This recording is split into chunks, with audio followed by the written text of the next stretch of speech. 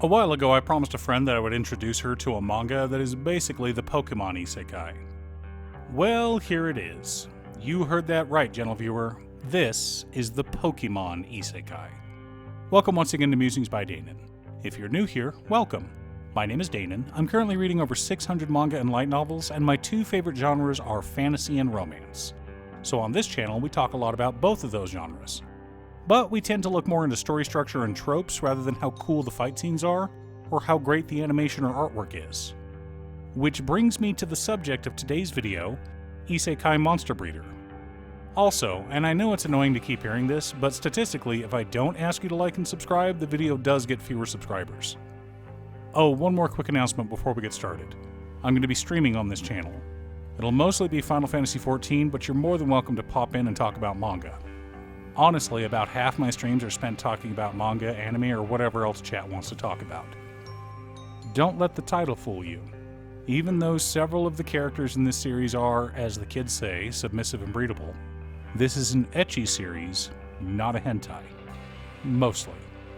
But remember, in almost every Pokemon game, you can breed your Pokemon. And they are captured in balls.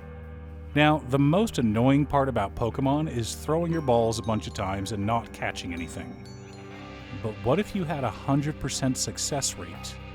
In fact, what if your success rate was so high, you could catch the goddess responsible for bringing you to another world? One Sunday morning, Kazuya Sota was watching anime when suddenly someone called his name.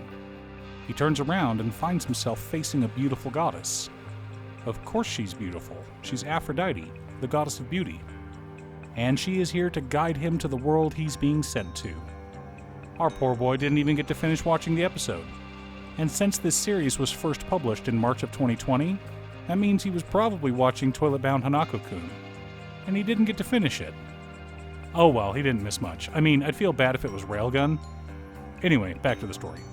Sota is, of course, confused, which is a reasonable reaction for trash like him. Just say open status so we can hurry this up. Still not completely understanding what's going on, Sota complies and opens up his status page, revealing that his job is Monster Tamer. Aphrodite laughs at him. After all, Monster Tamer's the perfect job for a worthless NEET like him. Sota is angry, but takes another look at his status. Down near the bottom, near his skills, he's got a divine protection called Full Domination. Reading into it, he sees that he's able to capture anyone or anything. So as a joke, he throws his capsule ball at Aphrodite. And it works. His first capture is a goddess. Talk about the best starting Pokemon ever. Now, monster tamers are able to control any monster they capture. They also gain experience by capturing monsters. The reason everyone thinks they're trash is because they can only capture and control one monster for every 10 levels that they gain. Sota is now level 557. You'd think having a goddess as your first Pokemon would be great. However, in order to maintain the balance between heaven and earth, the power of the gods are sealed when they're not in heaven.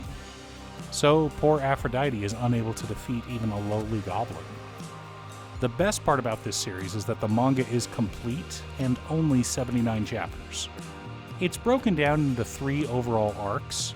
I'm not going to go chapter by chapter, you can read it for yourself if you want, but I will be discussing the arcs, major events that happened, and parts that I really enjoyed. Trying to go for a 10-minute video here, not a 2-hour one. Anyway, consider this your spoiler alert. The first arc is basically Sota learning about his powers and collecting followers.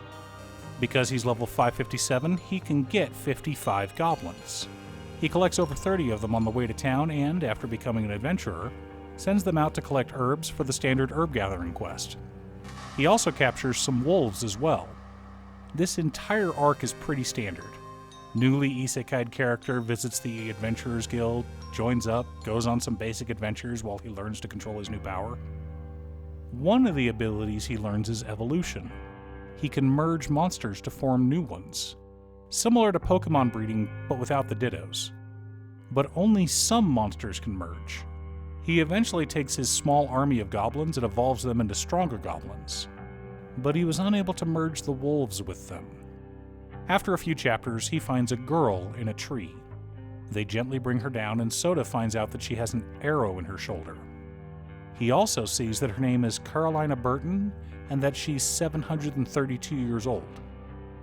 Wait, hold on a minute. She's how old?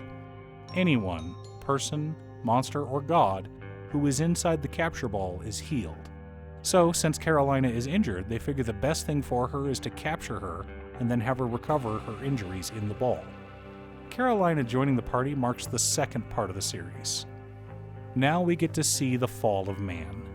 Though it already sort of started, because early on, Sota declared that his goal was to create a harem of fantasy women, elves, catgirls, you name it.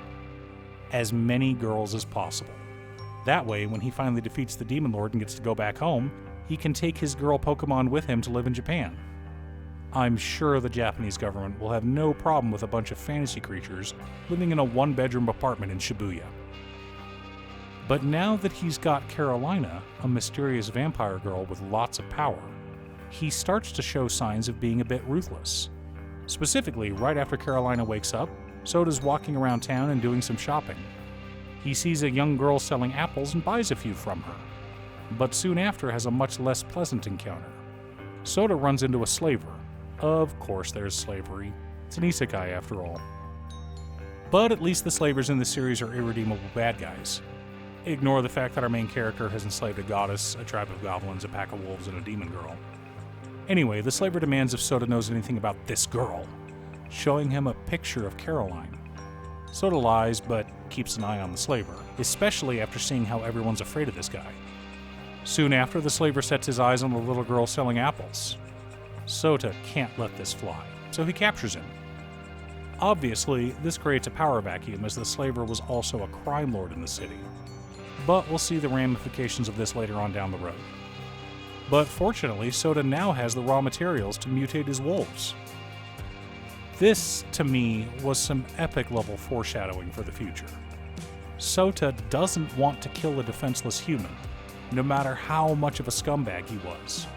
So instead, he merges the slaver with one of his wolves and turns him into a werewolf. This reminds me of the 90s Batman cartoon. For those who don't remember, Warner Brothers didn't want the villains murdering people. Understandable, this was a show meant for kids. But villains need to be evil. So instead of killing his victims, the Joker would hit them with a gas that would put the victims in a catatonic state with a grotesque smile on their face. The trope became known as a fate worse than death. To me, this is what Sota has done to the slaver. Death would be a mercy. Instead, this guy is forced to serve in a form that is not his own, his will bent and broken. Not exactly heroic behavior from our main character. By this point, Caroline has woken up and is eager to serve Sota. She's grateful that he rescued her and can't wait to devote her life to him, both in public and in bed. Of course, this makes Aphrodite, who's a total tsundere, very jealous and also very confused. But Caroline is a demon. Why is she so interested in serving a human? Sure, she was in the ball, so she has to obey any direct orders. But she's a vampire queen, a very high-ranking demon. Where's her pride? What caused her to instantly serve Sota?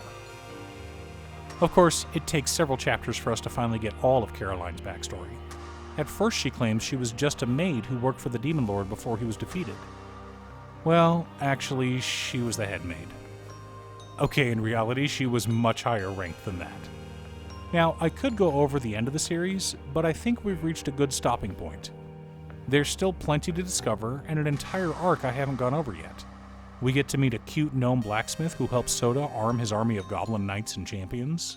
Sota learns how to transfer his mind and soul into one of his summoned monsters, and gets away with being very naughty, far too naughty for YouTube. Finally, in the climax, he's forced to go up against the Demon Lord. How will a lowly monster summoner, the weakest class in the world, defeat the Demon Lord? And if he does manage to defeat him, what are his future plans? Don't worry, all of these questions are answered.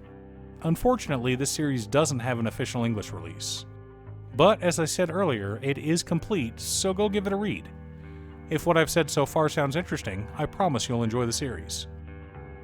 Thanks for tuning in. Once again, a huge shout out to my editor Cute Stuff. I couldn't make these videos without her. If you'd like to hire her to edit your own videos, she can be reached at cutestuff.edits@gmail.com. Link is down below. If you're looking for ways to support the channel directly, you can head on over to patreon.com/Danon.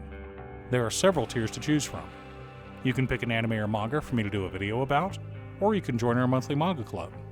I also want to give a quick shout out to all of my patrons: Waffles, Jiraiya, Danny, Muffins, Marcus, Squishy, Brett, Roxy, Sean, Mark, Borgie, Nazwin, Pedro, Midge, Alex, Alex, Julio, Valeri, Conga, RJ, Aaron, Chris, Robert, Joel, Brock, Michael, Skinwalker, and Sidewinder.